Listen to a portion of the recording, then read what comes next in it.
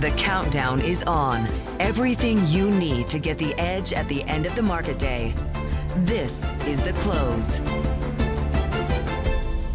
A cool inflation report adds heat to the record rally. Live from Studio 2 here at Bloomberg headquarters in New York, I'm Romaine Bostick. And I'm Katie Greifeld. We're kicking you off to the closing bell here in the U.S. Let's take a look at where we stand on this Friday afternoon. And I have good news. We're at all-time highs when it comes to the S&P 500. We are above 6,800 on your big benchmark, higher by about 1%. A lot of that coming down to that CPI report that Romaine mentioned. Big tech also rallying right now, up 1.2%. The bond market very well behaved at the moment. The 10-year Treasury yield just about flat at just about 4%. Meanwhile, gold continuing to fall here, down about 0.4%, Romaine. Yeah, that's right, Katie. Sun's out, so are the guns, with the delayed CPI report giving bulls, well, a welcome surprise. The slowest pace in core inflation in 3 months, slow for both goods and services, while the tariff pass-through from companies to consumers, that remains restrained. The report in total moderate enough to lock in a second consecutive quarter-point rate cut when the Fed meets next week, and likely a third straight cut when it convenes again in December. But then what?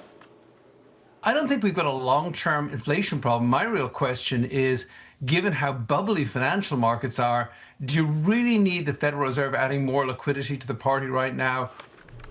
Well, while the volume gets turned up on the stock market party, we should point out that most folks at the bond market bash just down the street, they actually left early. The Treasury price rally after the soft CPI report, reversing after additional data from private PMI surveys highlighted resilient U.S. manufacturing and services growth, which of course would challenge the idea that inflation is enough under control to warrant that 120 basis points of rate cuts that the market has priced in for the Fed's next 8 meetings. Complicating things further is that tariff pass-through to consumers and the idea that it could pick up next year, particularly if the myriad of outstanding trade disputes isn't actually wrapped up anytime soon. While everyone's focused on the Trump-Xi meeting next week, maybe pay closer attention to the seeming breakdown in the relationship with Canada, the third largest single source of imports into the U.S. and, yeah, the largest single destination for U.S. exports. So a lot of cross currents here, especially when it comes to the trade picture. But let's go back to at least the next 2 Fed meetings, because that CPI print that we got this morning delayed, but nonetheless, it did seem to solidify the conviction in the markets that we're going to get 2 more rate cuts this year. If you take a look at the waterfall, that's been the case for a while. If you really dissect the breakdown, it seems like the market has been decided on 25 basis points next week for a while, but we saw a slight increase into chances that we'll see a 25 basis point rate cut at least in December as well. So that's the setup, Romaine. And given that the White House is saying it's likely we're not going to get October's CPI print, who knows how much this will actually change between now and that December meeting. Diane Swonk joins us right now to kick us off to the close, chief economist over at KPMG. And Diane, I think we're looking for a little bit more context on this report. On the headline, I guess it looks good if you are anticipating rate cuts. But then when you start to go through some of the individual sectors, the individual actual price increases that we're seeing on certain goods and services, I'm a little confused because it seems like things are still pricey. Are they not? They are. And in fact, inflation is 3%. That is not 2%, not 2.25% on the CPI. That is above the Fed's estimate for price stability, and prices are still front of mind to consumers. And I think what's important about it is we also know that 40% of this survey was imputed. That is hard due to staffing shortages prior to the government shutdown. That's the most we've seen this year, and I think about the most on record that's been imputed. And you know that when you impute prices, you're either looking at something that's a close substitute, it may or may not be, and you don't have the people out in the field doing the survey like you once would have. And what we don't know is that actually capturing the real-time changes we're seeing, or is there more out there? We also, you look at things like the elder care and the child care components going up, the child care going up at its third fastest pace for a month on record.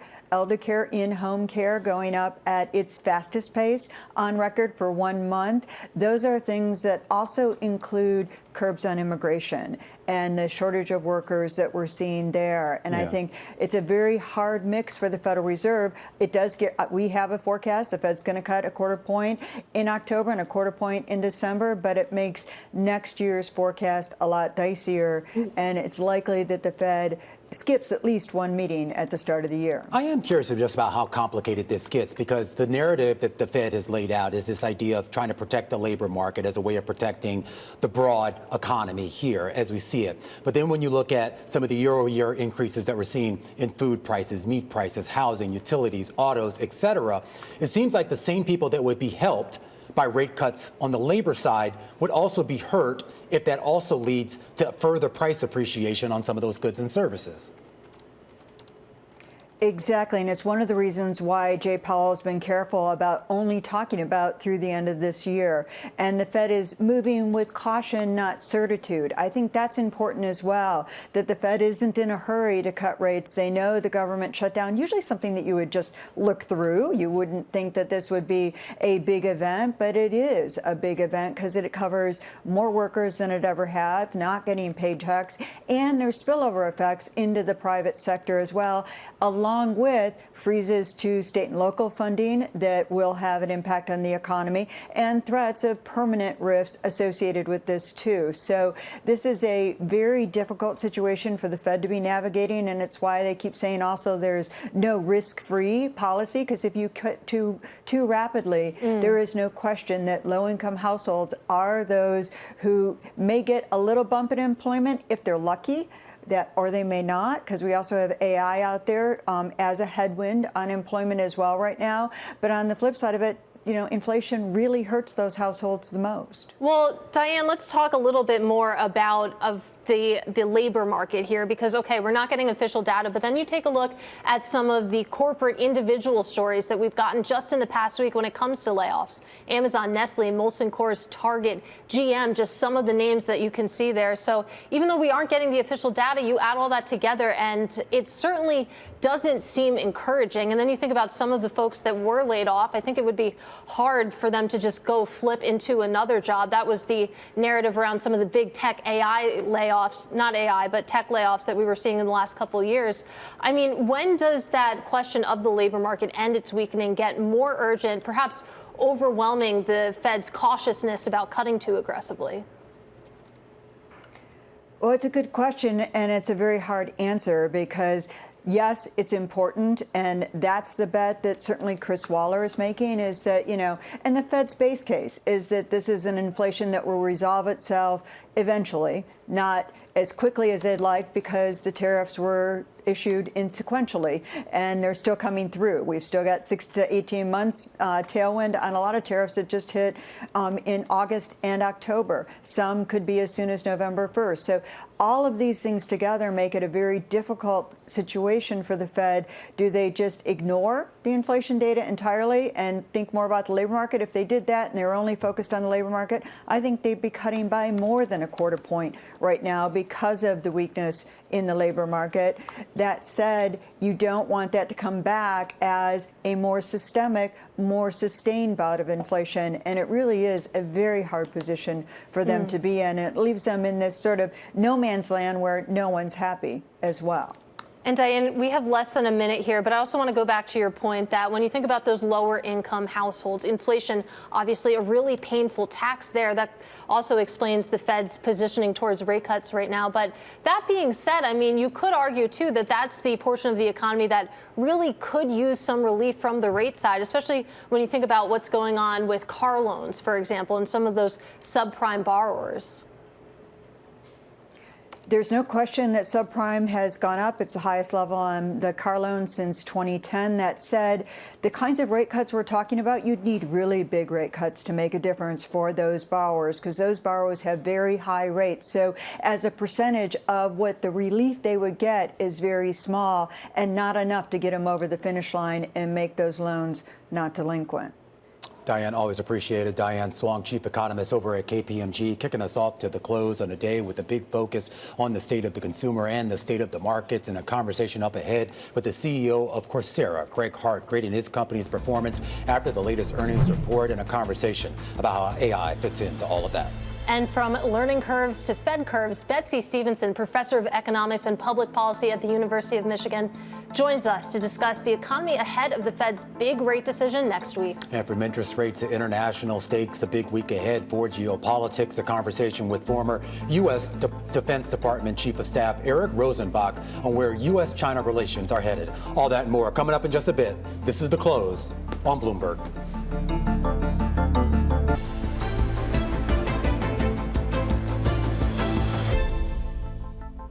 Well, it seems like all anyone on Wall Street wants to talk about is debasement. With Bloomberg Opinion's John Authers writing in his column today that in the first 3 weeks of this month, the word appeared in more than 1,600 stories on the Bloomberg terminal, with the average being closer to fewer than 400 a month.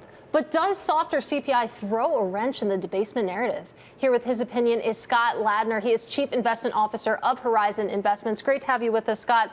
And let's talk about it, because you think about some of the core elements of the debasement trade, gold going higher being one of them. It seems like it started to fray just in the last week. Yeah, Katie, it really has. I mean, look, gold is sort of the poster child for what people are thinking about as a debasement trade. And people, you can also look at sort of some of the junk coins or other things like that, or just nominal stocks. But look, for a debasement trade to really end up working, you got to have the largest market in the universe, which is the U.S. Treasury market, cooperate. And rates are down, frankly, since Labor Day. And that is a pretty clear sign that it's not just straight debasement that we're looking at. Like with respect to either the U.S. dollar or Treasuries. Those very large markets they're just not cooperating. Yeah, absolutely. I mean, you extend that to equities, too. It feels like actually it's been in everything rally, not so much people rotating out of U.S. denominated assets and going into maybe gold, maybe crypto, Scott. But let's talk about the trajectory forward from here. You mentioned Treasury rates, for example, down pretty significantly since Labor Day. Would you expect that to be the path forward into 2026, especially on the long end where there is a lot of focus right now?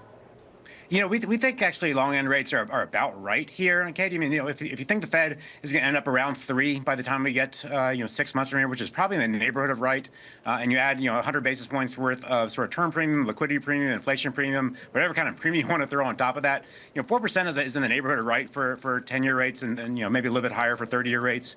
But that's plenty of juice for this economy that has a lot of tailwinds kind of built in for next year with respect to stimulus packages from both the government and private sector, global central bank easing, a flush consumer. There's all sorts of things that are really at the back of this economy and market as we head into next year. I mean, juice for the economy. Is that going to be juice for the market too, Scott? I mean, we've got a lot of big earnings next week from the biggest companies out there, companies that I think a lot of investors are counting on additional gains, primarily because, or potentially because, I should say, of those continued rate cuts. Yeah, Romain, I think it's a good point, and we are counting on continued strength in equity markets. Quite frankly, we will learn a lot next week. Next week is packed, not only from an earnings standpoint, but from a kind of a release standpoint. And obviously, the Fed, but all signs point towards a continued build in the infrastructure related to kind of dissipating AI throughout the entire economy, not only in the U.S. but globally. And that is going to support earnings. It's going to support economic growth. And it's just a massive tailwind that we've got kind of backing into us. And that's, so we think the path is pretty clearly higher for stocks, at least for the next 6 months. You have no concerns right now about some of the valuations on those names?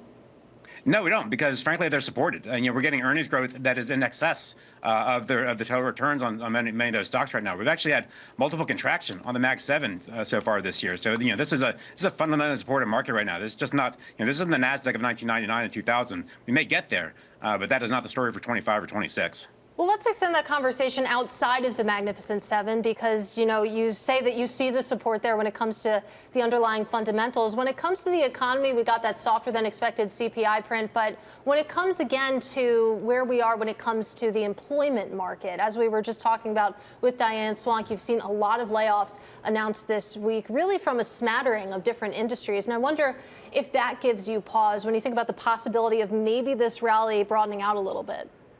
I think, Katie, we'd actually characterize the labor market as more stuck than weak. We're not having really very many firings. We're not having very many hirings either. And so it's not a robust, sort of vibrant labor market. I wouldn't describe the labor market like that in any stretch, but I also wouldn't describe it as weak. I mean, we've still got unemployment rates at very low levels, and we do have what is going to be in a couple of 3 years some sort of employment boom related to AI. I don't know what that looks like. I don't know anything. I don't know that anybody knows what it's going to look like in terms of the types of jobs that get created by this incredible technology that's being unleashed on the world right now. But the one thing I am certain of is we're going to figure it out. We always do. There's always, there's always job worries coming from emergent technologies, especially when it's transformative, like something like AI. But the end story is for labor markets is they end up stronger, and they end up, they end up creating the types of jobs that are going to be incredible in the future. I just don't know what they look like today. Scott, appreciate it. Scott Ladner, Chief Investment Officer over at Horizon Investments, on a day where we're looking at stocks right now across the board at session highs with all of the major indices in the U.S., the S&P, the NASDAQ, the Russell 2000 and the Dow trading at record highs. Meanwhile, left out of the rally today is Deckers. Wall Street leaving it in the cold with the shares getting hurt by a sales guidance miss. That conversation coming up after the break. This is The Close on Bloomberg.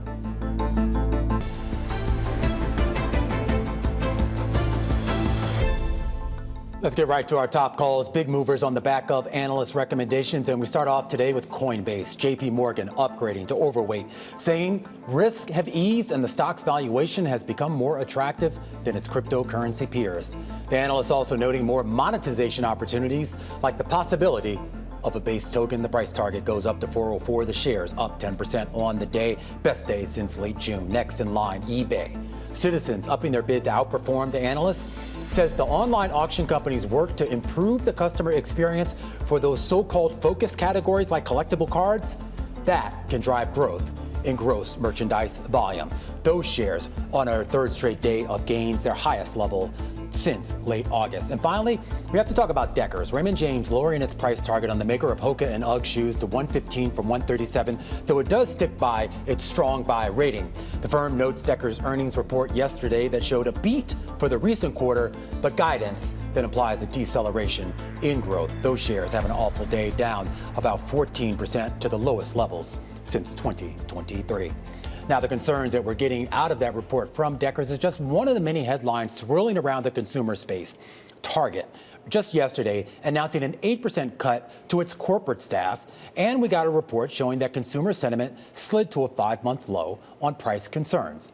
Deborah Weinswig joins us right now. She's founder and CEO of Coresight Research, which dives deeper into exactly where consumers' heads are at. And Deborah, I do want to start there because so many conflicting reports. We can look at the aggregate numbers and we can see people are still spending.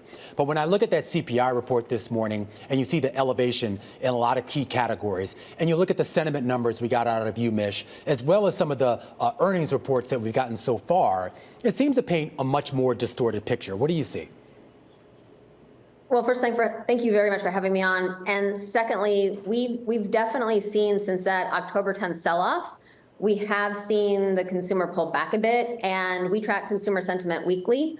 And in the past week, we have definitely seen the consumer become a bit more reticent to spend. And we all know we're going into that ever important holiday season. So I do think that retailers are potentially starting to rethink their marketing and promotional plans because they're waiting for the consumer to kind of, if you will, snap into it in terms of holiday shopping. Well, that's my question, Deborah. I guess the question is, do you think consumers, A, are willing to do that, they want to do that, but more importantly, do you think they have the financial capacity to do it? So number one, I think that the consumers, they're of course looking for newness and, what are their neighbors doing and this idea of kind of understanding the market. Secondly, I do think that they have the capacity to, but if there's concerns about job loss, if there's concerns about, potentially market weakness, if there's concerns about, kind of their own personal situation, that will cause them to wait till the last minute. And so holiday does happen every year. There is a deadline, but a few weeks ago we were seeing this kind of exuberance. So I think that what we're seeing kind of more holistically is there is faith in the administration, but the volatility is really starting to, I think, wear a bit thin. And so the consumer is really looking at kind of what's happening week to week in a much different way than they were, say, 6 months ago.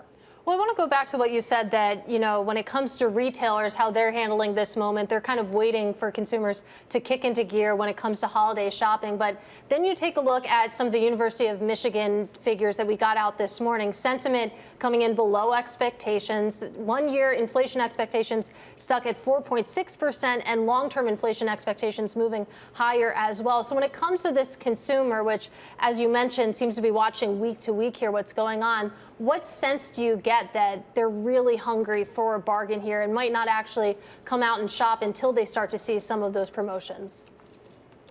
Great question, and thank you.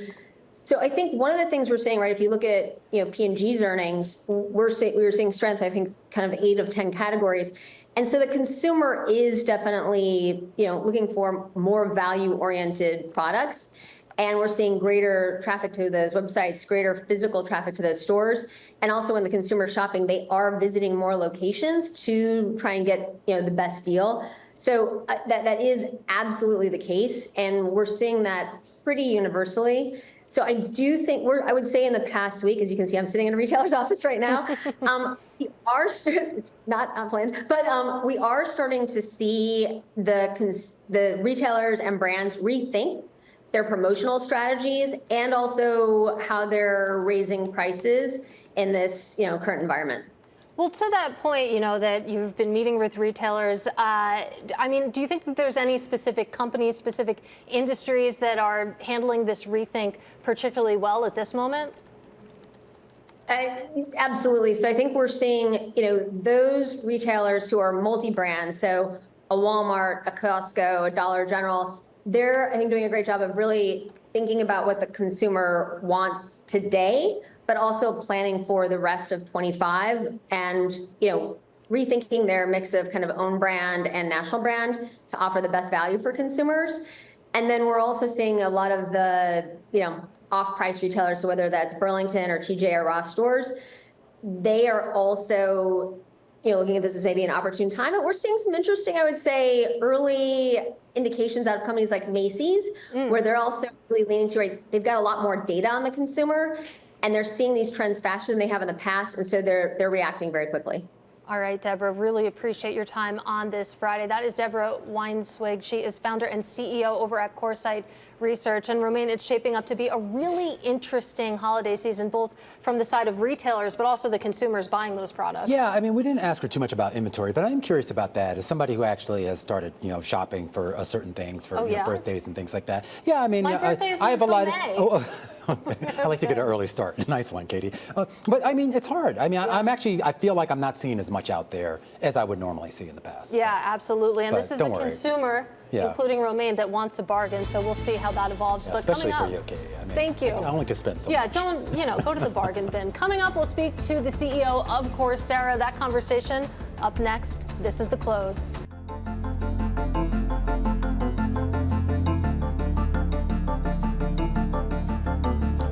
3:30 p.m. here in New York. This is the countdown to the close. I'm Romaine Bostick. And I'm Katie Greifel. Just 30 minutes to go until the bells ring on this Friday. Keeping an eye on the equity market.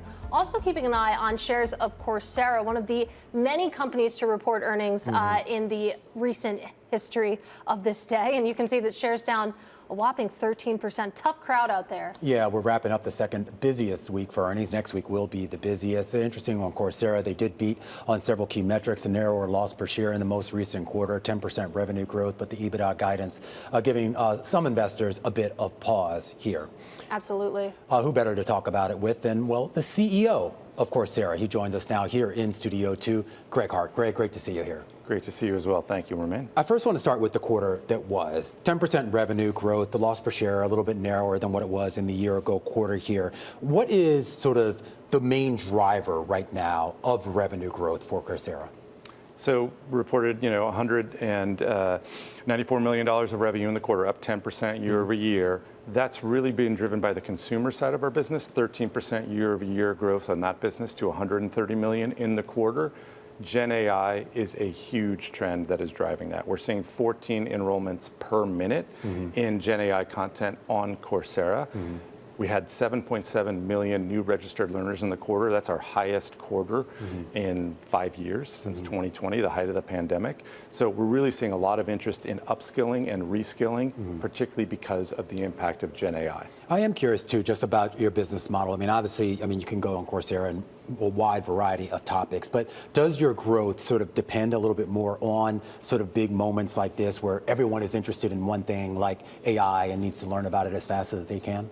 I think it's actually quite distributed. Certainly Gen AI is a tailwind right now for Coursera, and we have fantastic content that helps people upskill and reskill. But I think generally one of the trends in technology is you need to keep educating yourself. You need to keep learning new skills, and our content is about helping you do exactly that. We have amazing content from top universities in the world, top industry partners, Google, Microsoft, IBM, Adobe.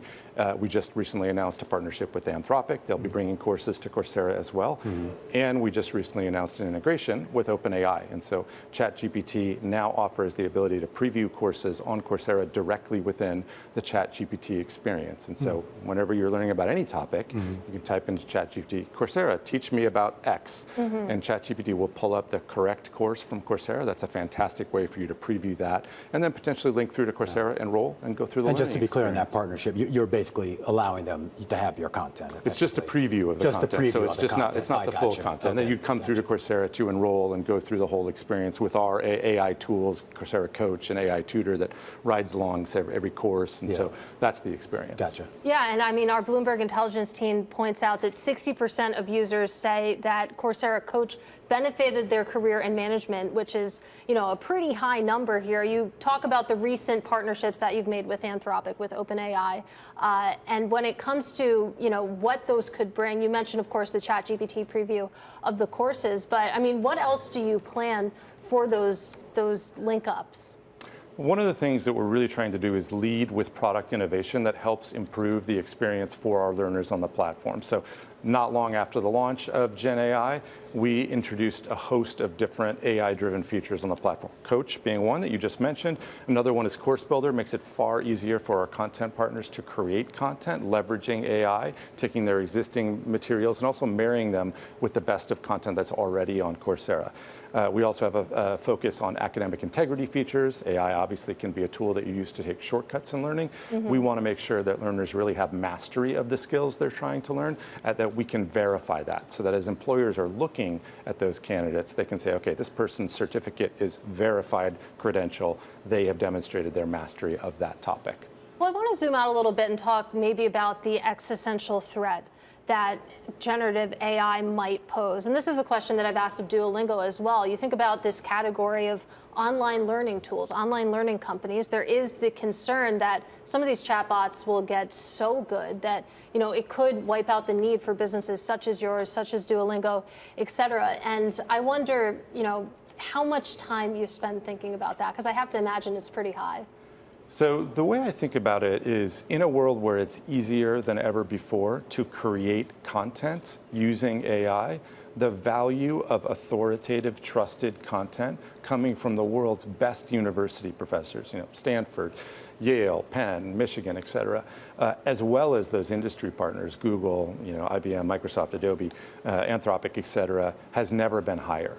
To be able to bring really authoritative, pedagogically sound courses that don't just give you knowledge about a topic, but actually give you the opportunity to really demonstrate true mastery of that skill is incredibly valuable. And I think that's one of the things that OpenAI recognized in selecting Coursera as the first online learning partner and one of their 7 launch partners. This might be a bit of an esoteric question, but we're kind of at this inflection point in our economy here in the U.S. where we're trying to sort of, broaden out to the job opportunities. And we're seeing a little bit more of a recommitment to trades and, labor in a way that maybe we haven't had in a few decades. And I'm curious if we do truly go down that path and we see more of a job shift towards, things more of what to do with your hands rather than just your mind. Does that change your business outlook long term? I think there's an opportunity really to make sure that all learning, whether it's for trade or for something that's more technical, to be much more outcome focused. That's one of the things that we're seeing the current administration really push for,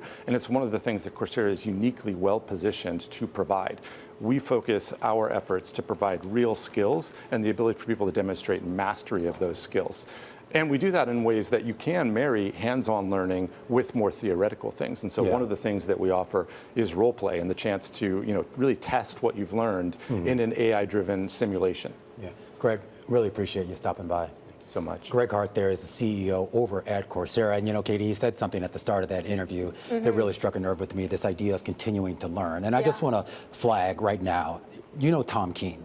I've heard He's of him. Bow tie enthusiast. He has a show on Bloomberg. I think I've seen him around here. He was the one who actually pushed me some years back to get my charter in the CFA. Yeah. And last night, I just want to acknowledge this. He got a Lifetime Achievement Award from the CFA Society. I think he got his CFA like in the 1920s or something. So he's old school. That was when the test was easy. When I took it, it was awful. But I just want to point out this idea. And he gave a really moving speech last night that really just talked about the importance of continuing to learn. Doesn't matter whether you're in your 20s, fresh out of college, or you're, 80 years old like Tom Keene. Perhaps your 30s as well. Right, the idea of continuing to learn and continuing to move that forward. And so I think, kind of ties into what Coursera does, but also societies like the CFA and, and the Certified Financial Planners and all the others out there. Well, I hope that Tom is watching right now, but I feel like he's taking his at the bar right surveillance nap or at the bar, which would also be pretty good. But we're right here on the close. Yeah, that's right. Yeah. All right, we're going to talk energy stocks, Katie. Constellation Energy getting a big jolt as the Trump administration tries to speed up a key process in that data center race. That's part of our Stock of the Hour, and it's up next. This is The Close on Bloomberg.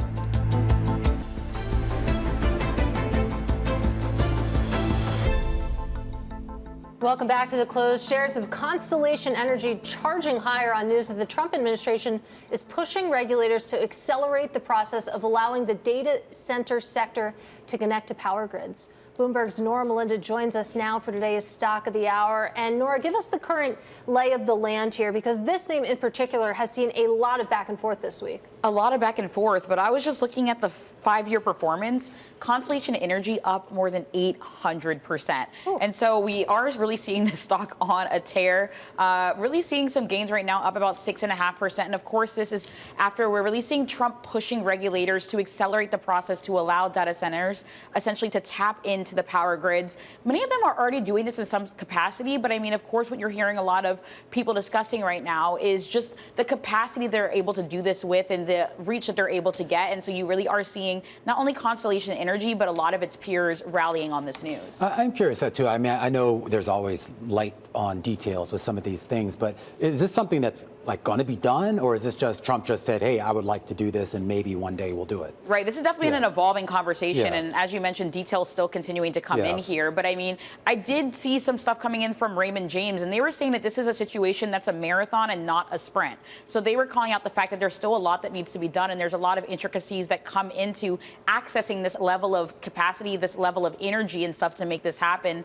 in the near term. So I do think that, it still remains unclear as to how quickly this could actually come into fruition. Absolutely. The timeline here is important to remember. But even still, you take a look at Constellation Energy today, and it's not just them. It really feels like this whole complex is rallying on this hope, if you will. Certainly. We're seeing their peers rallying on the hope as well. I was just looking back at a big take that came out last month, and they were talking about who will actually have to pay the cost for this. And in the story, it essentially points to consumers. I mean, they're talking about the electricity bills going up because of the result of all this stuff happening. Well, that's why my curious question, too. I mean, so you see Constellation, it's up 6%. I assume that's because of the additional revenue and I would assume a little bit more pricing power as well. We just had the CEO of PG&E on yesterday, Patty Poppe, and we asked her that question point blank about this idea that how do you find this balance between servicing these data centers, which couldn't be lucrative, but at the same time making sure that your long-term customer base, people like you and me, aren't also going to see our bills,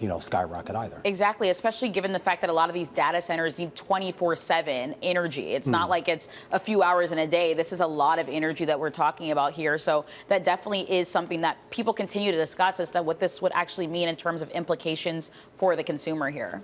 It's interesting. I mean, I think about this question all the time. And Romain, this is something that we've been talking about with guests, that you think about this data center boom, if you will. There is the very real fear that we're overbuilding. You think about chips getting better, getting smaller. Do we need data centers that will take up multiple football fields? That's an open question. And I don't know if anyone has the answer right now. I mean, I definitely think that it's also Trump is really wanting to compete with China here. So it's also the fact that, he has strong AI ambitions in terms of making America first here. So it's not only a competition against ourselves, but also trying to speed up against a really stiff competitor here, being China. Yeah, and we should just point out, too, I mean, some of the great reporting that they've done on Bloomberg kind of points out that of all of the issues with this data center build out, the connection to the grid is probably the least complicated one of them all. It's really everything else, getting the chips, as you said, and also even just getting the power itself. I mean, connecting to the grid is like, at the end of the day, it's basically, sign a regulation and plug me in. Right. All right, Norah, Mulinda, taking a look at some of the energy stocks. Constellation Energy, CEG,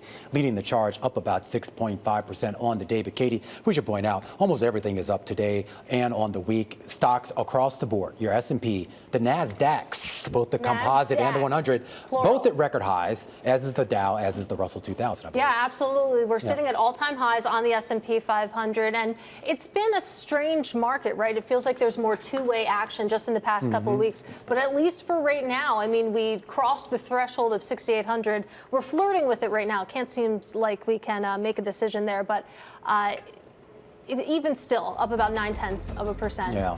Coming up. Did you not wear a jacket today? No, I didn't. You just like to show off your guns? I did a lot of push-ups this morning, so I thought I would treat you all to that. In any case, David Bahnsen is up next. We'll drive to the close with him next. This is The Close.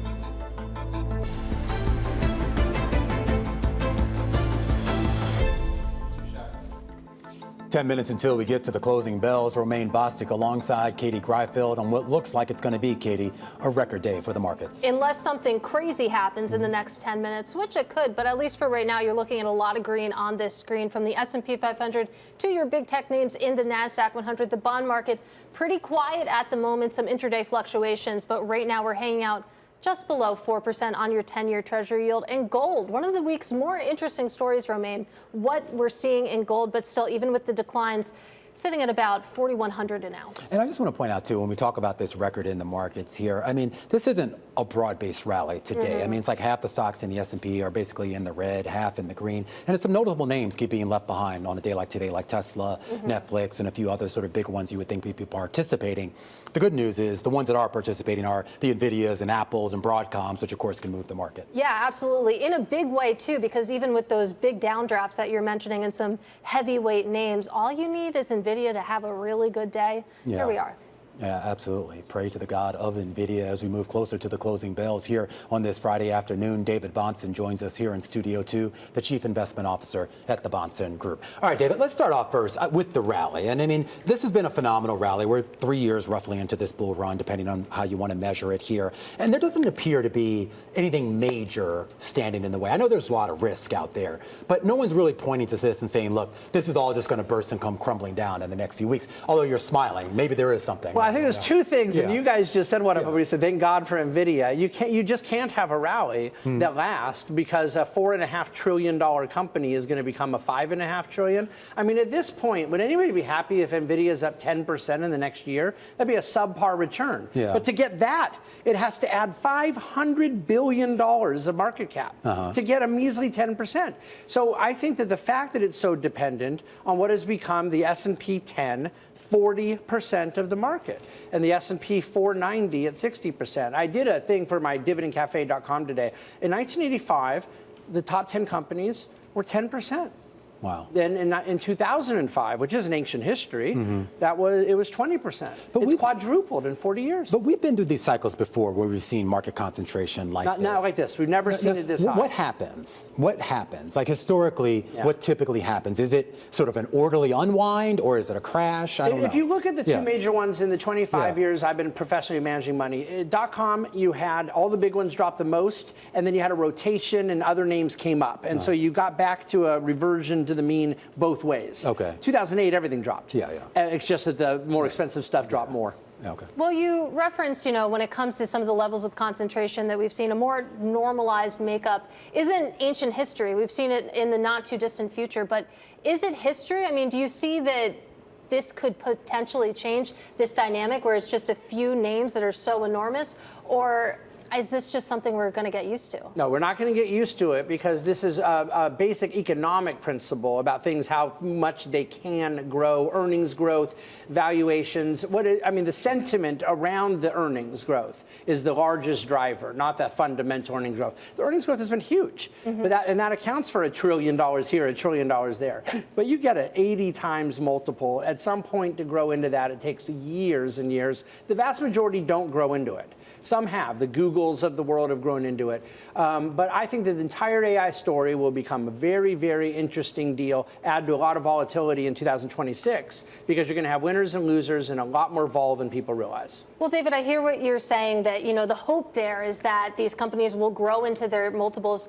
The natural next question is, what is the catalyst for investors to say enough is enough? You're clearly not meeting the sky-high expectations. The problem with it is, the reason I don't know the answer to that is because there's been different catalysts in history.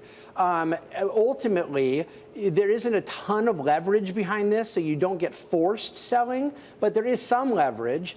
But again, valuations sometimes just get to be too much, and selling begets selling. Now imagine an announcement. I'm not saying it happens this quarter. I happen to think it won't be. But there is a quarter coming where a Microsoft, one of these hyperscalers, says, oh, we're scaling back our orders. This CapEx has been too high. What is the trickle-down effect of that? How many companies are intertwined in this story right now? I think that there's a lot of adjacent sectors that get taken with that as well. Well, on that intertwinedness, we talked a lot about this when some of those deals, these AI deals were being announced, and kind of the circular nature, right? Yeah, NVIDIA takes a stake in this company, they buy NVIDIA chips, and then NVIDIA buy, it's like, okay, whatever. I understand that we've seen this type of incestuousness before. But is it of concern, I guess, the idea that if something were to break down, it truly would be a true ripple, almost systemic effect? I don't think it is to ripple into consumer staples. I don't think it has to ripple into healthcare. That's why I make the example of 2000, when large cap value was up in a year where the NASDAQ had been utterly decimated. A rotation is much more likely in that scenario. But when you say we've seen this incestuous nature before, I think you're right. There's been a lot of stories. The financial crisis, we thought it was housing. It turned out to be credit and this and that. And No, not with this many zeros and commas. Have we ever seen this kind of incestuous nature? The triangular deals whereby companies are putting money into companies who are putting money into company who give it back to them. I've never seen anything like it. And investors will care at some point. They don't yet. Incestuous, triangular, circular, overlapping. There's all these different ways that you could describe what's going on in the deal making and the partnership landscape in AI right now. Let's talk a little bit, though, about the Fed, because you write in your notes that one of your messages to investors is do not create an investment policy right now that is trying to front run the Federal Reserve. What does front running the Fed mean to you at this moment? Well, the idea that someone says, oh, the Fed's about to cut rates, I want to go lay risk on because the Fed's going to, if anyone thinks that the markets don't know that the Fed's going to be cutting next week, they're going to cut again in December. I think we have Fed funds futures right now that are at 98% on the next 2 rate cuts. You're right that there is probably some question about 2026. I don't think that investors are looking to do that. But what I'm hearing a lot of people say right now, I want to put risk on because the Fed's going to be cutting rates. And what I'm saying is I think valuations have reflected that for quite some time. Don't try to get in front of the Fed. Right now, my bigger question is like summer of 26. After Jay Powell's been replaced, at that point, let's say the Fed funds at 350.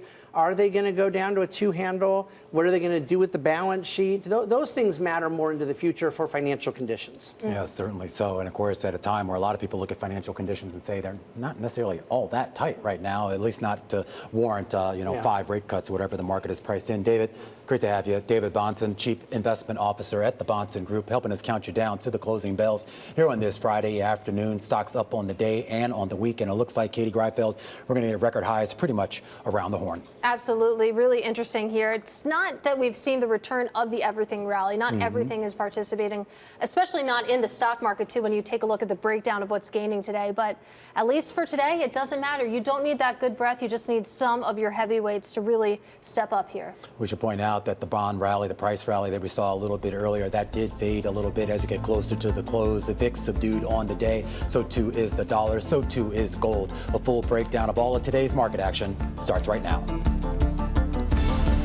The Closing Bell, Bloomberg's comprehensive cross-platform coverage of the U.S. market close starts right now. And right now, we are 2 minutes away from the end of the trading day. Romaine Bostick here with Katie Greifeld, taking you through to that closing bell. It's a global simulcast, and it starts now. Carol Massar and Tim Stenovic join us from the radio booth. Welcome to our audiences across all of our Bloomberg platforms, television, radio, a partnership with YouTube, with an S&P 500. Carol Massar perched at a record high. Yeah, pretty interesting, but it feels like it's kind of limping along. We're coming off our best levels of the session when you look at the equity trade. It's up 0.8%. How much more do you want? Well, it's not broad-based. It's, I mean, 270 stocks are higher as of now, 232 are lower, so... Yeah, but the 270 are the ones that matter. NVIDIA, Apple, Broadcom, Alphabet, Amazon, AMD, Microsoft, IBM, JP Morgan, Micron. Should I keep going? Let's see what happens next you have 250 more to do, Romaine. Go ahead. Come on. I don't want to interrupt Carol. Yeah. Oh, really? Take it away. Take it away. Let's think about next week. It's opposite day. The Federal Reserve is meeting. Wow. Okay. Yeah. We've got some big tech earnings, like quite a few of the Mag 7 are reporting. The president is traveling. Does that mean no end to this government shutdown, perhaps? What am I forgetting here? Oh, NVIDIA GTC. Did you say Fed meeting? Yeah, I said Fed meeting. Did you say Fed meeting? Yeah, we got a busy week coming up. Did you mention all the data releases coming in the next week? I did not mention those. Maybe not so much. Yeah. But still, eat your Wheaties this weekend. Yeah, and I mean, I'm glad you bring that up. I mean, busiest week for earnings, like 170-something companies out of the S&P reporting. But I think the idea of what you just kind of hit on, this idea, the president overseas, presumably dealing with a couple of big trade issues with China and Canada. But of course, also the idea that Congress is gone. I mean, the House has made clear, or at least the Republican side of the House made clear, they're not going to be in D.C. next week. The Senate's not going to be in there in D.C., and the president's not going to be there. So you're talking about a government shutdown that I think what today is in day 24. Yep. That means, you know, we'll probably, maybe, potentially cross that 35 mark, which would make this the longest shutdown in U.S. history. All right. Nevertheless, let's take a look at the market. It's a day to clap here with the Dow Jones Industrial Average closing out the day around 47,207, up 1% on the day. The S&P up 53 points, 67.91 and change. It did briefly trade above 6,800, but still it's going to close at a record high. The Nasdaq up more than 200 points, or more than 1% on the day. Similar story for the Nasdaq 100. And look at that, the Russell 2000 getting in on the action as well. A gain today of about 31 points, or 1.2%, though I should point out that's going to be just shy of its record high. Just missing there. Okay, hey, listen, go to the S&P 500. Back we go. 258 names, as Romaine was counting out a little bit earlier. To the upside, Katie, 241 to the downside, 4 unchanged. Well, you take a look at the sectors. It's a similar setup. There is slightly more green than there is red, because right there you can see a big chunk of the circle is dedicated to tech, rallying mightily today, even with declines in Tesla. I believe tech up 1.6% as a sector. Also a great day for communication services, utilities, financials, etc. What didn't have such a great Friday, consumer staples, materials, and then energy as a sector off by about 1%. All right, so let's go to some of the individual gainers. I mean, check out shares of Ford, man, on fire today, up the most in 5 years, up 12%. What? Are you laughing? Bad choice of words. Oh, sorry. It's doing well today. You know, I'm a little tired on this Friday. Okay, investors snapping up shares of Ford today, up 12%, up the most in 5 years, more than 5 years. Company expecting its Novelis's aluminum factor, key supplier to Ford, as we know, to resume production as soon as late November and ramp up through the year end earlier than initially expected. So listen, this is a big deal. They also talked about the F-150. You know, it is its top selling vehicle, and you know, this was a major supplier to it. So really important. I got to say, Romaine, you and Matt doing a really good interview with Jim Farley yesterday. We did, yeah. I was a little better than Matt, but yes, thank you. That's the signature modesty. That's not what Matt said when he came on air after the interview. All right, let's get to Intel. Man, I just barely making it with this one. It was up 7.7% earlier in the session, intraday, finishing the day with just a gain of 0.3%. But I got to say, initially, we felt like investors were feeling a little bit more upbeat about the Intel story, maybe some of the turnaround happening. Upbeat forecast focused, though, investors kind of shifting their focus from maybe the turnaround to saying there's still some lingering challenges. So I just I needed to throw that out there, or I don't know, I didn't want to pull it out. Anyway, this one's for Romain because I know if I didn't do it, he would do it. Grindr, up about 19% in today's session, up as much as 28% earlier in the session.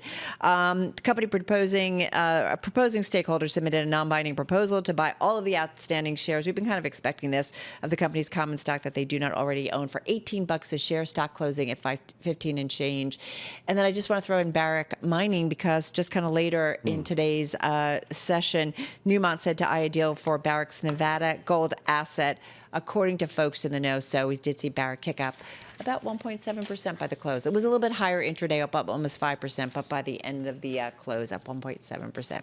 All right, Tim, all yours. Okay, I got a few decliners to choose from. The worst performer in the S&P 500 today, Deckers Outdoor, the owner of Hoka, UGG, and Teva brands, down more than 15% today. Hit a low not seen since pretty much exactly 2 years ago. The company forecasts 2026 net sales below the average analyst estimate. Price target cuts coming from Barclays, Needham, Telsey, among others. Bernstein as well, I should note. Alaska Air Group, shares falling more than 6% today. Wasn't just the results that they reported. The third quarter earnings per share missed analyst estimates due to a IT outage and bad weather. It also warned results for the final months of the year will likely come in below previous forecasts. So you heard about that IT outage. Well, there's another one. It's dealing with the aftermath of another IT outage that caused more than 100 flights to be canceled as of earlier today. That disruption, though, ended at 11:30 p.m. Seattle time Thursday. Further disruptions were likely Friday as the airline repositions aircraft and crew once again. Have you seen some of the social media footage of all the lines at the airport, particularly at SeaTac? You just do not want to be on the receiving end of a system-wide outage. Like, Delta a couple years ago with CrowdStrike, right? Yeah, or absolutely. Southwest Air. Remember that, Romain, during the big blizzard a few years ago out of Buffalo? Yeah, we talked a lot about it, Yeah, I mean, it happens, though. It happens. And, I guess make sure you don't unplug anything if you're in the room that controls everything, I guess. Booz Allen Hamilton, 9% to the downside. Those shares fell at one point to the lowest since March of 2023. They closed down the lowest since May of 2023. May of 2023. This after the company cut its adjusted earnings per share guidance for the full year. The new guidance fell short of the average analyst estimates. A double downgrade from Bank of America. Truist also cut as well. I'm just going to add one honorable mention on there, and that was Trade Desk. The shares were up about 2% during the session, at one point dropping about 6% as we got closer to the close. A report out of Adweek here that the ad tech platform there now might be under some pressure from Amazon, which is offering agencies a more direct way onto their ad platform, basically circumventing Trade Desk. Meanwhile, you take a look at the screen here and you see where yields ended the day. A modest drop across the board. We should point out this is a little bit of a flip. Remember, when we got the CPI report earlier this morning, we actually did see yields move in the opposite direction here, but that changed course just a bit, and now we see a slight drop here. We should point out, though, on that two-year yield, we're actually higher this Friday than when we were last Friday, only by about a fraction of a basis point, but still, basically, we've gone nowhere over the last 5 days. All right, so it's 5 o'clock somewhere, or getting close to being 5 o'clock somewhere. So I don't know if you guys drink Boston beer, but apparently it's barrel-aged extreme Utopia's beer. They've been making it, biannually since 2001. This year's edition, though, is apparently pretty strong, and you've got a bunch of states that are banning it. 15 states where it's illegal. This, according to USA Today, it's a blend of vintages which have been aged up to 30 years, some in barrels and casks that previously held Irish whiskey, cognac, ruby port, and scotch. I don't know how you drink a beer that is 30% ABV. I mean, quickly. Not quickly at all. No. You chug it. Not at all. You shotgun it. All right. I have to say, I don't like beer. I don't drink beer. But hearing the blowback and the fact that this is not allowed in certain states does make me want to try it more. And what does that mean, not allowed? Like you can't sell it at all? They can't sell it. Or it can only be sold in certain stores? They can't sell it at all in some states. What about in New York or New Jersey? We're okay. I don't know. It's Alabama, Arkansas, Georgia, Idaho, Missouri. Okay, that makes a lot of sense. There's such weird alcohol laws from state to state. Yeah, just don't check their internet browsing history. But we talk about this idea here, and we should point out, this isn't the first time. Goose Island in Chicago has been doing this for years with these special editions, so kind of weird that they didn't do that. Another story that caught my eye Chick-fil-A. I know, Katie Greifeld, you're a fan. Love Chick-fil-A. Yeah, I know you've had that at least twice today, both for breakfast and lunch here. Well, the tycoon behind Chick-fil-A, he actually built a movie studio down there in Georgia, and, well, he's been struggling a little bit. Remember, everybody was filming movies down on those sound stages down there in the greater Atlanta area, but now they found cheaper places to do it, and he's kind of trying to find a new lifeline for his studio. Open, then enter what? Content creators, right? Yeah, Because it's the interesting. influencers. About 1/3 or a little bit more than a third, they're planning to dedicate their facilities to. Kind of makes sense. I mean, if you think about content creation, everybody's doing it. I don't know. I'm waiting for you. That's what we're doing. To do something. But what's the economy of scale there? I mean, a movie. If I say, okay, I'm going to film the next Superman there, I mean, you're making millions off me. If I'm just some influencer, I mean, what are you going to charge me? In views? I don't know. It's a good question. I don't know. I mean, I can give you a couple $100. These are questions that Dan Cathy is asking himself, I hope. Okay. He's got an $8 billion net worth. Yeah. Chick-fil-A. And this is all from, someone fried up a chicken cutlet, put it on a bun, and then said, wait, a pickle on top. So you guys just really wanted to talk. You just really wanted to talk about Chick-fil-A. We did. You don't care about what he's doing. You just every really time I walk, wanted there's a to talk Chick-fil-A right next to Bloomberg World Headquarters. Every time I walk by there, before it even opens, Katie is just standing there, looking in the window. Are you really? Her breath fogging up the window. He does like I said, Katie, there are other things open. You know, I have to say that's not quite accurate. That's a slight exaggeration, but they do a really good job. It's efficient. They move that line, and oftentimes it's out the door. Yeah. All right. Well, we're off. I'm going to try it this Sunday and see how it goes. Are you done? Are you done? All right, that's a wrap. Okay, we're done. All right, that's a wrap. Our cross-platform radio, TV, YouTube, Bloomberg originals. Guys, have a really good and safe weekend. Katie and Romaine continuing there on the close. Tim and I continuing on Bloomberg Business Week Daily. We will see you again, same time, same place, maybe with some Chick-fil-A on Monday. It was a wild week. It's going to be even wilder next week. But when we come back, we're going to take a closer look here at big moves in the ETF landscape. It involves Invesco's hottest ETF product. We're going to talk about what it means for the triple Qs when we come back after the break. This is The Close on Bloomberg.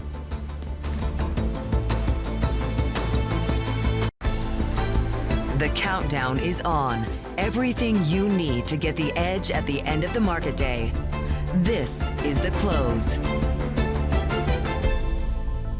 Welcome back to The Close. I'm Katie Greifeld. And I'm Romaine Bostick here on a record-setting Friday for financial markets, a market that got a big boost out of a benign CPI report this morning, a CPI report that, based on the way the market is interpreting it, gives a green light for the Fed to not only cut rates next week, but again at that meeting in December, and maybe even at the next few meetings heading into 2026. 67.91 and change on the S&P 500. At one point, it did trade above 6,800, closing out at a record high. The KBW Bank Index having one of its best weekly performances going back to this summer, up 2% just on the day alone. And take a look at spot gold, a rare down day, and more importantly, a rare down week for spot gold. Maybe a reflection of some of the yin yang going on in the market, but still, Katie, camped out well above 4,000 an ounce. Absolutely. But let's get back to this equity market and talk about some of the individual movers on the day. I wanted to highlight Ford, of course, reporting earnings yesterday. A great interview with Jim Farley on the close. Shares finishing this Friday higher by 12%. It was a different story when it comes to Tesla, another company that reported earnings this week. Tesla shares finishing down by about 3.4%. And then I have Invesco up there. Invesco finishing higher by about 1.4%, but with a lot of intraday volatility. And that is our top story this hour. A dream delayed for Invesco. The asset manager's proxy vote to decide the future of famed tech fund QQQ is being postponed until December 5th. Invesco asked shareholders of the fund to approve transforming the Qs from a unit investment trust into an open-ended fund. That is a seemingly technical change, but with enormous consequences for Invesco. So let's discuss with Neil Sipes. He is a financials analyst over at Bloomberg Intelligence. And Neil, just give us the lay of the land here. Why this matters for Invesco? What would be the benefit if we did convert the Qs? Yeah, so I think the benefit here is actually framed as a win-win for both shareholders and Invesco itself. So for the shareholder side, the expectation is the fee rate, the expense ratio that you pay on the fund is going to come down from 20 basis points to 18 basis points. So it's cheaper to hold this fund. Great, that's positive for investors, as well as the things like tax efficiency moving forward, dividend reinvestments. That's the difference between the UIT and the ETF. For Invesco, on the other hand, This is a product that's now 18% of their assets, yet they've been earning no actual management fees or revenue on this. Everything that they earn is through a marketing agreement where everything has to be respent in marketing for the fund. That's why we see a lot of commercials for Invesco QQQ. Through this new structure, we're going to see about a net revenue yield of about 4 to 5 basis points, which, like I said, on $400 billion of assets is pretty meaningful. It's about 3% of revenue for Invesco, but more importantly, the incremental costs to do this, not so much, right? So most of that's going to flow to profit, which is now sort of baked into consensus with the expectations of a 10% uplift. A dumb question. Does anything change for the investor? If I go in and I'm looking to buy the Qs, anything changes for me? Effectively, no. It becomes cheaper, like I said, and frankly, it should have a better tracking of the index because those dividends will reinvest more quickly, as well as the in-kind redemption creation like an ETF. So from a tax efficiency standpoint and from an actual cost standpoint, it is beneficial to investors. The problem is, and why we sort of got to where we are today with the delay in the vote, is it's a heavily retail-owned fund. Yeah. And so ultimately gathering the votes from a very granular shareholder base is challenging, despite the positives that we talked about. In insane exercise in trying to herd cats, they needed a quorum of more than 50% of their holders to get these proposals through. The company did say in a statement to Bloomberg that they're not able to share details on the vote given the sheer size of the Qs and its retail shareholder base, but an adjournment is not uncommon or unexpected. And that's true. We've seen this before when it comes to shareholder votes, but even still delaying until December 5th. I mean, are they going to manage to cross that threshold in just over a month? Yeah, I think that's still the question, right? But I think we're encouraged by the fact that there still is the opportunity there, right? We're still seeing this as a catalyst to sort of change the growth trajectory and the earnings power of Invesco. Of course, delaying and kicking the can down the road does leave the opportunity for this to ultimately not go through if they're not able to, gather that 51% plus. But I think it's encouraging the language that we saw in the release. The votes were overwhelmingly positive, again, as they should be, given the characteristics we talked about. And they said they're approaching that number, right? So more time means more time to reach out to those investors, almost bother them and annoy them to say yes and vote for those that are interested. Yeah, so the story continues here, but let's go into hypothetical land. Let's say that the vote does actually pass on December 5th. As you laid out, this would incur a big windfall for Invesco, and they wouldn't have to do much to actually do that. So if they did have, an extra $180 million to spend a year, let's say, what does that mean for the company? What might they spend that on? Yeah, so I think one is sort of the trends that we're seeing broadly across asset management, is sort of beefing up the private markets categories where we know that the growth is there, we know that the fees are there, and the fee compression that's pervasive across asset management, that's less of a story now. So investing in categories like that is not something that we wouldn't expect over time.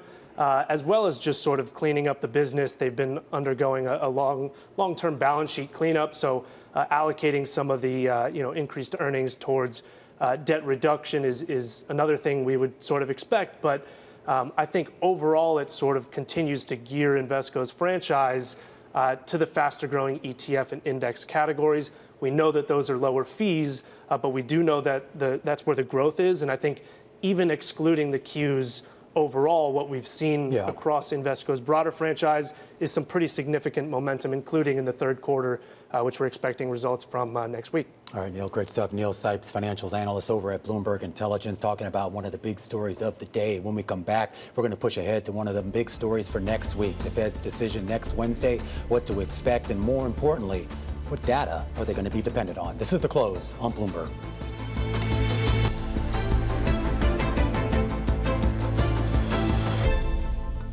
All right, let's push ahead to next week because all the talk today was about that delayed September CPI report.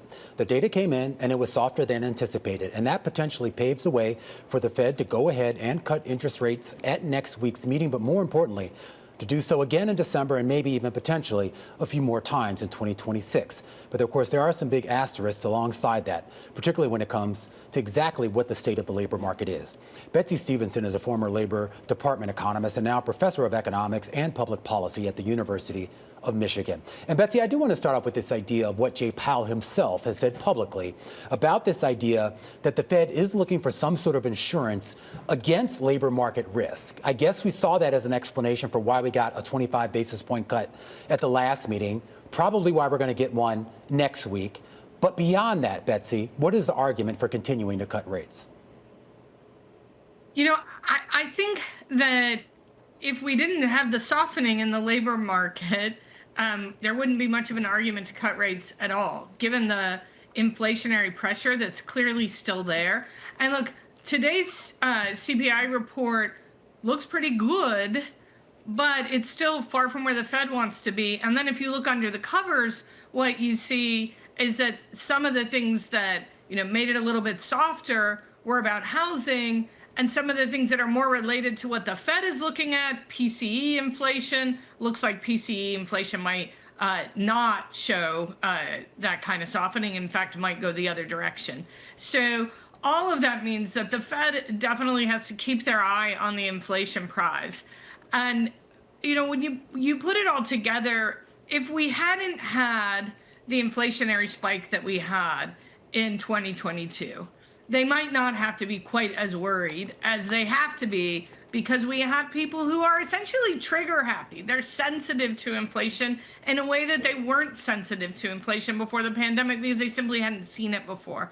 And that is really what worries me and tells me that they need to take it slow. So you'll see a rate cut, but it might be a bit of a pause before we see another one. There was a lot of talk about today's report and the idea that we're not seeing the pass-through on tariffs from the companies to consumers. Of course, we know that those tariffs are there, or at least the cost of them are there. Do you anticipate that we will start to see, particularly at the turn of the year, more of that being passed on to the consumer, assuming those tariffs are still in place? Absolutely. So this is where economists have kind of gotten the explanations incorrect for people, because from an economist thing about this, they say, well, tariffs create a one-time increase in prices, but that doesn't mean all at once. And I think that members of the Fed have now come out and said this more clearly to make sure people understand. It doesn't mean all at once. And in particular, just the practicalities of the way companies run their businesses. They don't turn around and increase prices the second that they see their prices go up. They also don't have their prices go up immediately because they've got signed contracts. And so what we often see is a little bit of absorption early on, and then it gets all the way passed through. There are so many economic studies on this. It gets completely passed through. So whatever the tariffs end up being, we will see in higher prices. That is not really debatable. The debate is over what time period will it take for our price level to grow to the point where it reflects those tariffs. And I mean, to what we're talking about right now, you take a look at the University of Michigan numbers that were out this morning. Sentiment, of course, not looking too hot, but it was the inflation expectations that really caught my eye, staying steady at 4.6% for the 1 year look ahead. Then when it comes to 5 to 10 years inflation, that actually moved higher, those expectations, to 3.9%. So clearly there's a psychological element here too, Betsey. But you think about what we're seeing in the labor market. We keep talking about the layoffs that we heard announced this week from the likes of Amazon, Nestle, Target, GM, the list goes on. And it just seems like a really precarious time. And it seems like it's too, though, that it's the labor picture that the Fed, at least for right now, is focused on. You know, the Fed has a dual mandate. They don't want anybody to think they've forgotten about the labor side. And they, you know, but they can't forget about inflation. And I don't think that they are focused on one side versus the other. What they're focused on is balancing their dual mandate. And if what they see is that, yeah, inflation's not where they want it to be, but wow, the labor market's really not where they want it to be either. And what you do for those two things moves in opposite directions. So then you have to choose, right? Which side are we more out of balance on, right? If this is like this, and you're trying to bring them to this, that's what they mean when they say they're really focused on where labor is maybe there's a little bit of out of balance right now, but don't take that to mean that, a lot of rate cuts are coming because of weakness in the labor market. If inflation picks up and gets worse, then we're out of balance the other direction, and that'll slow them right down. All right, Betsey, really appreciate you taking the time on a Friday. That is Betsey Stevenson, professor of economics and public policy over at the University of Michigan. And Romaine, of course, you were talking about how we're already in the second longest shutdown on record. That could easily become the longest shutdown on record. You fast forward to December and you ask the question, what is the Fed going to be basing their policy decisions off of? Yeah, the government, as the White House at least has already said, don't expect a November CPI report, for the month of October that would be released in November. And then even the labor market data. The question is, what are we looking at right now? Even if you do get a reopening, there's going to be a few weeks before they get back up to an actual cycle. A lot of big questions. We'll continue to ask them. But coming up next, high stakes on the U.S.-China trade front with President Trump and China's Xi meeting set for next week. We'll discuss with Aaron Rosenbach, former chief of staff at the U.S. Department of Defense, next.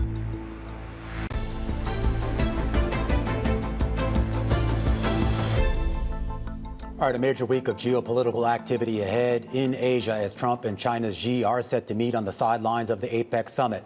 Down in South America, all eyes on Argentina. On Sunday, that country will hold its midterm elections where President Javier Milei will face a pivotal vote. Let's start there. Patrick Gillespie joins us right now, our bureau chief down in Buenos Aires. And Patrick, it seemed like, we know Argentina is no sort of stranger to crisis, but it seemed like, just a few months ago, certainly last year, we were all sort of lauding some of the changes that Milei had made that seemed like it was finally putting some of the worst of Argentina in the rearview mirror. And now here we are, a pivotal vote here in the midterm elections that could change exactly what? Romaine, we were heading on towards a normal midterm race, and things started to derail for Javier Milei, both from his political strategy, his reform agenda, and now the stakes have been raised by the United States as the Trump administration is offering a $40 billion rescue package that President Trump himself is conditioning to Milei's party winning these midterm elections. So there's a lot at stake, a lot more than a usual midterm election. But really, this is more beyond Milei's relatively low-profile candidates remain. This is Milei's austerity policies, his economic reform agenda ahead, and the U.S. rescue package all on the line on this ballot. Well, you think about what's going on in financial markets with that context, that $40 billion rescue package, like you say, that's conditioned on how Milei actually performs this weekend. With that in mind, what assets should we be keeping an eye on over the weekend and into Monday as we get these results? We're going to be looking at Argentine sovereign bonds. The 2035 note is the most liquid and most traded, but also the Argentine peso, which is widely seen as overvalued by a lot of investors. And it's sort of held, it freely floats, but it's held within a range, and investors are looking to see if Milei's government is willing to freely float the peso and abandon what's called its FX band policy. So Milei's government has denied that any changes are coming on Monday. We do expect Milei's cabinet to be overhauled. His foreign minister has already resigned and been replaced. So we expect certainly some political changes, but it's key. It will be key to see whether policy changes come into place, and I think all eyes will be on Scott Bessent, who has certainly pegged part of his tenure on Argentina and Milei's success. Absolutely. A busy weekend up ahead for you, too, as well. We really appreciate your reporting. That is Patrick Gillespie. He is Bloomberg's Buenos Aires bureau chief.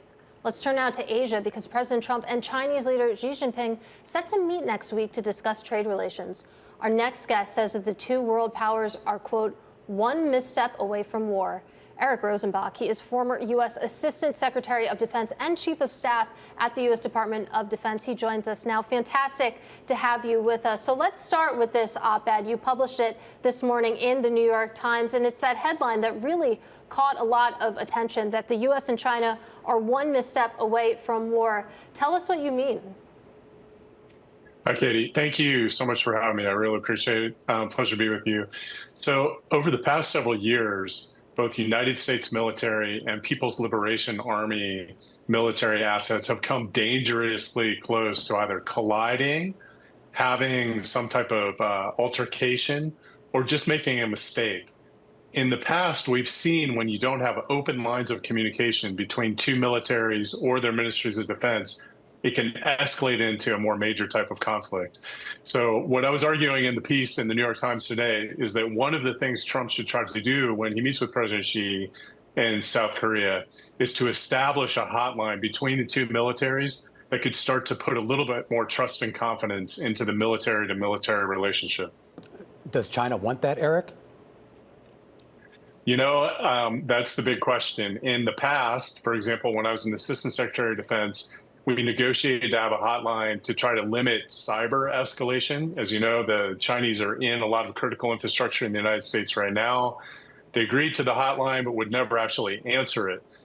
You've probably also seen in the news recently that Xi just disposed of several top generals in the People's Liberation Army because there's not a lot of trust there.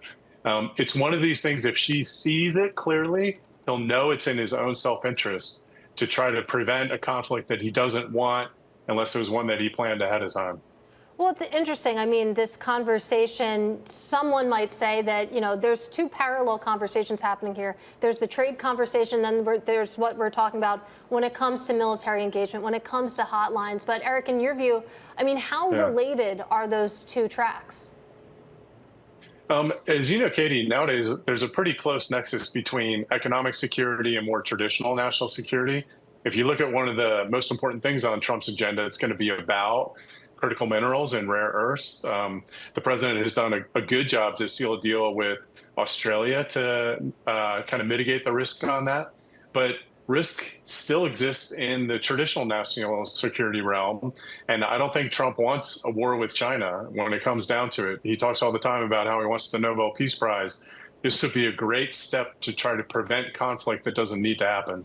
I am curious, though, Eric, too, just about the readiness of our military here in the United States. There's been a lot of discussion about the pullback that this administration has made from trying to be involved in global conflicts. And I know that that pullback, at least in terms of rhetoric, has not always matched action, particularly when it comes to our involvement in Gaza and in Iran, and whatever the heck we're doing down there in Venezuela and the Caribbean. But is there a sense here that our military is even prepared for even a small tit for tat with a military, as large as China's? Yeah, I think the concerns about the United States military being underprepared for any type of conflict with China are overblown. Personally, I think the United States military in the Indo-Pacific is definitely capable of winning a war with China. That's the last thing we should want to happen. But I do think the military is still prepared, even if the rhetoric is something different. Now, you see just today, the Department of Defense announced that they're sending an aircraft carrier off the coast of Venezuela. I know from being chief of staff in the Department of Defense, when you start to have competing priorities, you can lose focus on the things that are most important. To me, our national interests are not about drug trafficking in Venezuela. There's something there that is important, but it's not as vital as the relationship with China.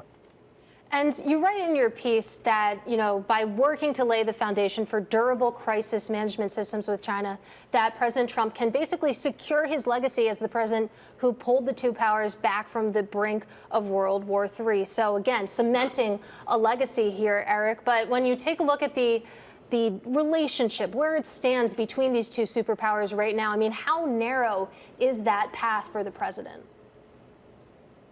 It's pretty narrow. First of all, it takes a lot of skill to cement, something as significant as this. But again, you have to give it to President Trump. He is a good negotiator, and he does come back with surprising deals. This could be one of those things that both Xi and Trump could announce as a victory, even if they're not able to accomplish things on the broader economic front.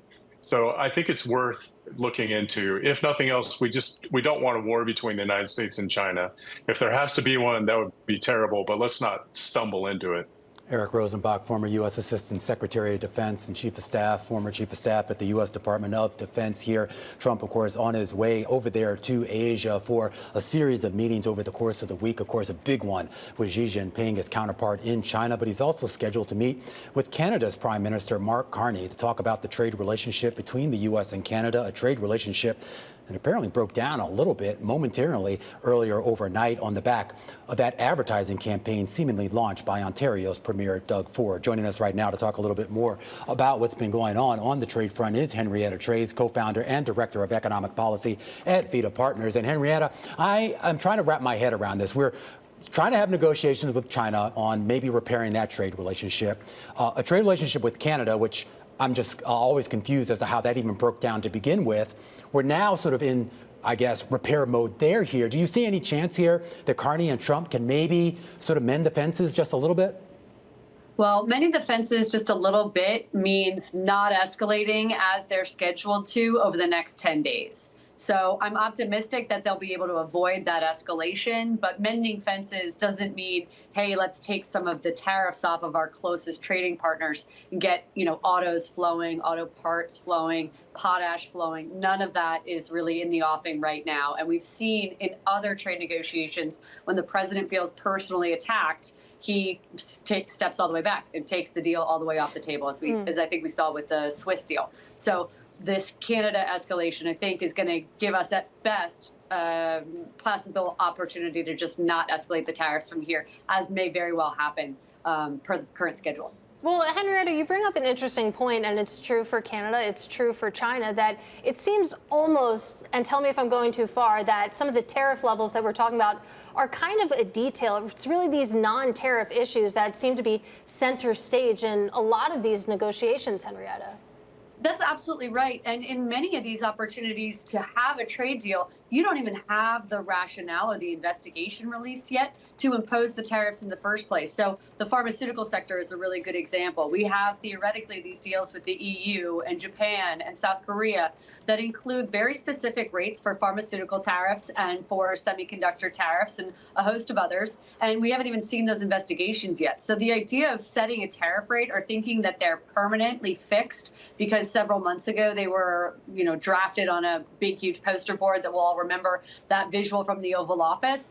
None of those are valid yet. None of the deals have been inked. Yeah. So to set the rate is premature. I am curious, too, when we talk about what these leaders are going to talk about, particularly with regards to China and the U.S. We were just talking, of course, with Eric, and he kind of focused a little bit more on the military side. But there are a lot of other loose ends, of course, such as like TikTok being a bargaining chip. And I know, Trump has still made, this idea of fentanyl and other things that he thinks are coming out of China also part of what's on the table. Does that factor in?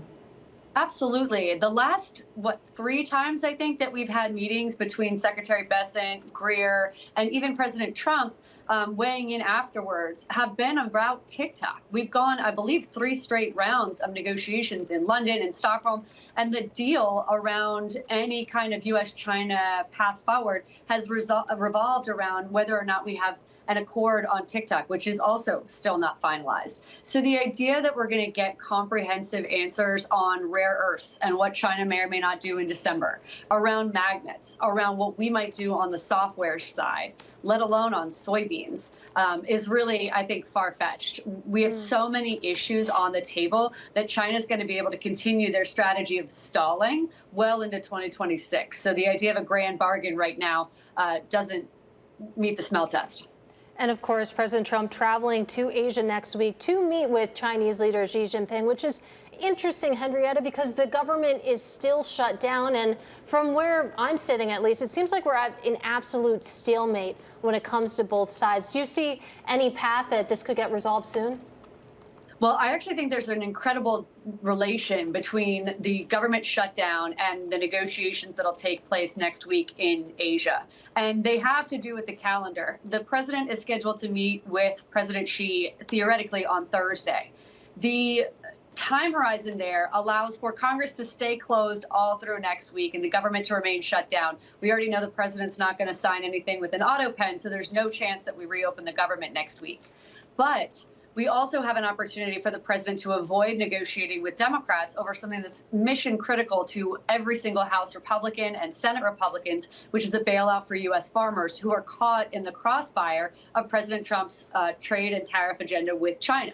And so the president is, is heavily incentivized to give President Xi whatever he might ask for so that he doesn't have to come back to the U.S. and say to the Democrats, hey, I need, 8, 9, 10 votes to bail out the farmers who are facing what they call farmageddon. And we saw the beef between the president and the cattle ranchers, and that's over Argentina, and that has to be resolved by Sunday. There's a lot of moving parts here, but they're very interrelated, in my opinion.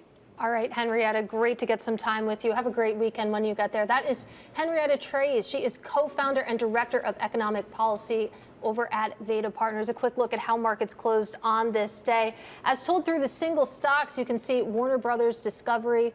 Those are the weekly numbers there. Those are the weekly numbers there. And it's interesting to see what a good week it's been for a lot of these companies. Warner Brothers Discovery, Halliburton, totally different story when it comes to Deckers. We know a lot of that came from today's session. Yeah, and it's going to be a couple of more weeks before we really start to get the rest of the big apparel makers and retailers here. But that was definitely a bit of a warning shot here. I mean, obviously, this might be something specific to Deckers. I don't know. You've probably backed off on your Hoka purchases as of late. Absolutely not. I'm buying more Hokas than ever. It's just. Did I tell you I bought my first pair of Hokas? You didn't. Yeah. I think you told me you bought a pair for your mother. Yeah. Yes, I remember. So, I wrote that down. Yeah, thank you. Okay. Her birthday's coming up, Katie Rifle. There you go. Invesco also having. And I just told her what we got her. I hope she's watching right now. This is The Close on Bloomberg. Oh, well.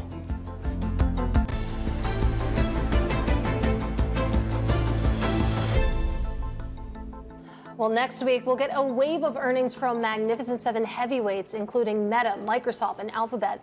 Our next guest says to expect good news, and he joins us right now. Dan Ives, he is Managing Director and Global Head of Technology Research over at Wedbush Securities. Great to have you with us, Dan. So just an embarrassment of riches when it comes to some of the earnings names next week. Which results are you most excited for?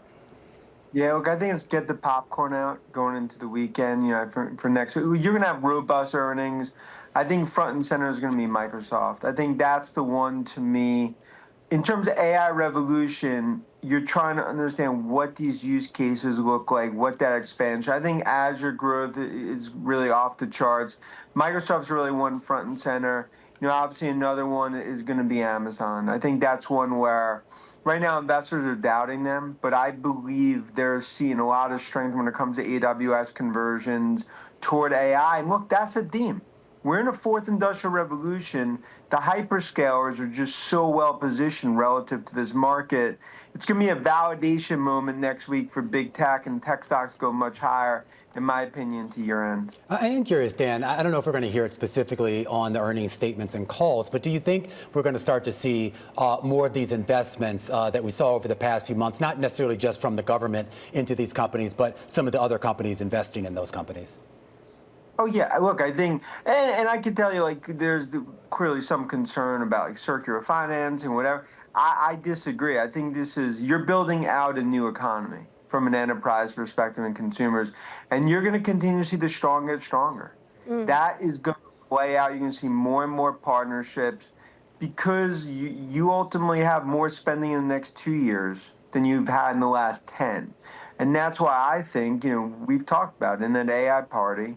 It's still 10:30 p.m. and that party goes to 4 a.m. Until 4 a.m., I certainly will be asleep. But I hear what you're saying. And Dan, to go back to your point that the strong get stronger here, and certainly you think about all the spending that's going on, fueling some of that strength, does that imply that, the cast is pretty much set when it comes to that party, or could you still see some new entrants here? Oh, I think you have new entrants because the second, third, fourth derivatives playing out. I mean, when you think about software names like MongoDB, Snowflake, following clearly the Messive AI, Palantir, and others, cybersecurity right now is on the outside looking in, but I think they're going to be very strong in terms of the AI revolution and that ultimate ripple effect, names like CrowdStrike, Palo Alto, among others. So I think that's really going to be the theme. I mean, even though it's been dominated by big tech and they will continue to lead tech higher, I think it's the second, third, fourth derivatives playing out. And that's what this earnings season is going to show. It's a validation moment. It's a pop the champagne moment for tech stocks. And I think the bears, they're going to continue to be in hibernation mode, talking about a bubble because they can't see AI in their spreadsheets.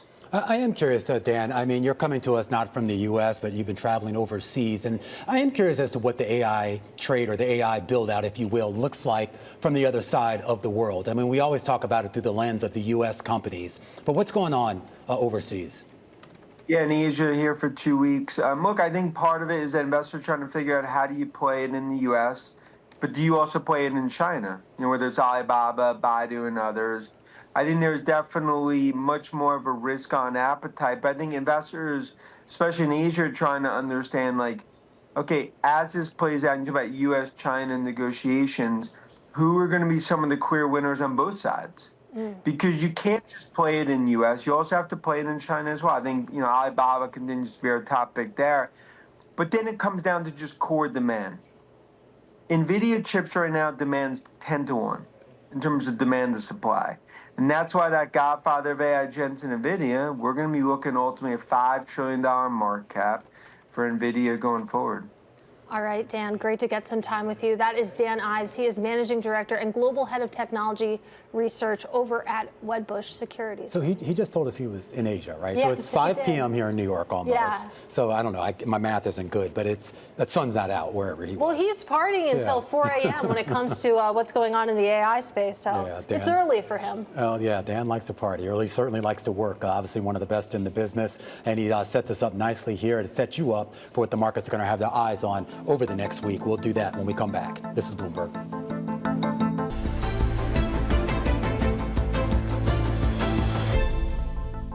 As we close out what has been one of the busiest weeks in quite some time, next week is going to be even busier. Markets have their eyes, of course, on Argentina, a big midterm vote on Sunday. But let's turn back to what else is going on around the world, Katie. On Monday. On Monday. Yeah, we'll get there. We do see a leadership summit, of course, when it comes to the ASEAN, can't spell anymore. Yeah. Also, the Future Investment Initiative Forum takes place. Absolutely. But of course, we should also point out that starting Tuesday, we're going to start to get a lot of earnings and a lot of more corporate things. First, NVIDIA is going to hold its big GTC event. A lot of people will be watching that. And we're going to start to get earnings out of some of the big tech companies that day, but more importantly into Wednesday and Thursday, Katie, Absolutely. that could define the AI trade. Wednesday is going to be the day next week. We have the Fed rate decision. That's at 2 p.m. But we also have earnings from Meta, from Alphabet, from Microsoft. So really a jam-packed afternoon session. And throw in names like Starbucks and Chipotle as well. So we're going to get a read on corporate spending. We're going to read on consumer spending as well. And then that feeds into Thursday. We're going to get more earnings on the tech side, including from Apple and Amazon. But of course, everybody's taking a look at what happens at that APEC summit. Yeah, in South Korea, that is where President Trump and President Xi Jinping will be meeting. A lot of eyeballs on that conversation and whether or not we're going to see anything tangible come out of it. Friday, more earnings, this time out of some of the oil and gas companies like Exxon and Chevron, Eurozone inflation data. A lot going on next week, and we'll have full coverage of all of the market moving action right here on The Close, right here on Bloomberg.